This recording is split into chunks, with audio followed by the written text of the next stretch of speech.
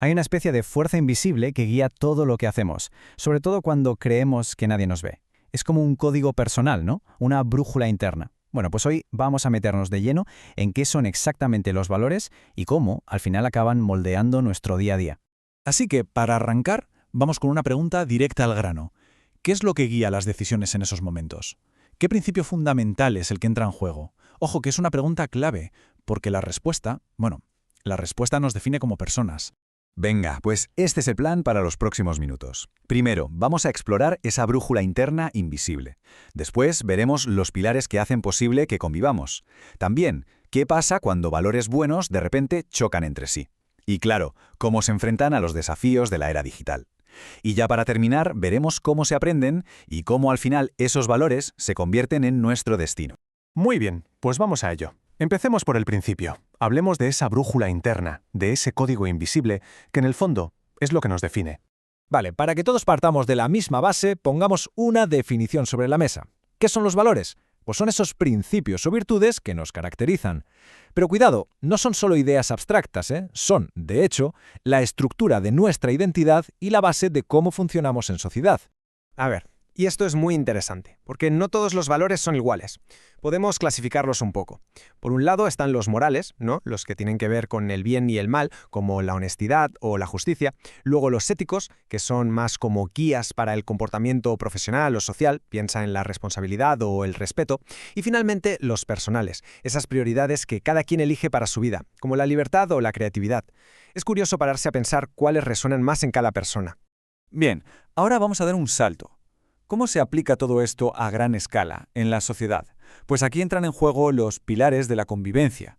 Podríamos llamarlos los mínimos no negociables que cualquier sociedad necesita para simplemente funcionar.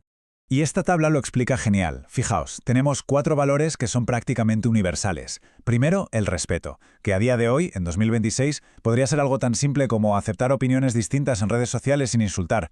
Luego la honestidad, admitir un error en el curro en lugar de echar balones fuera. La responsabilidad, que es básicamente cumplir con lo que uno se compromete, aunque cueste.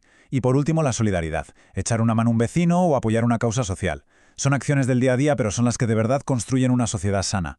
Pero claro, no todo es tan fácil, porque ¿qué pasa cuando los valores, que en principio son buenos, chocan entre sí?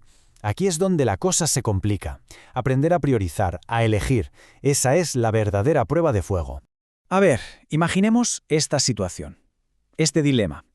Por un lado está la lealtad a un amigo. Y por otro, la justicia, porque resulta que ese amigo ha hecho algo injusto. Tenemos dos principios positivos, ¿verdad? Pero están en conflicto directo. La pregunta es, ¿qué se hace en un caso así? Y la pregunta al millón es, ¿qué valor pesa más en esa brújula personal? La verdad es que no hay una respuesta fácil y desde luego no hay una respuesta universal. De hecho, la madurez emocional está justo ahí, en ser capaz de manejar estos dilemas y tomar una decisión siendo consciente de lo que se elige. Y por si todo esto fuera poco, ahora metemos en la ecuación la era digital. Un escenario que presenta desafíos totalmente nuevos y muy complejos para nuestra brújula interna. El primer gran reto, sin duda, es la integridad digital. Y la pregunta es muy directa. ¿Somos la misma persona en Internet que en la vida real? ¿Hay coherencia? Porque claro, el anonimato y la distancia que dan las pantallas son una prueba de fuego tremenda para nuestra autenticidad. Y justo ligado a esto viene la empatía tecnológica, que no es otra cosa que hacer el ejercicio constante de recordar que detrás de cada perfil, de cada comentario, hay una persona de carne y hueso, una persona con sentimientos. La pantalla nunca, jamás, debería ser una excusa para olvidar la humanidad del que está al otro lado. Y llegamos a un reto que va a definir nuestro futuro, nada menos, la responsabilidad algorítmica. Con todo este boom de la inteligencia artificial, surge una obligación clarísima, asegurarse de que no se use para engañar o para discriminar. En este campo, el valor de la verdad tiene que ser un pilar, inamovible en cualquier desarrollo tecnológico. Muy bien, todo esto nos lleva a una pregunta crucial. Pero bueno, ¿de dónde salen los valores? ¿Cómo se aprenden? Pues la respuesta es bastante directa. No se enseñan en un libro, se transmiten.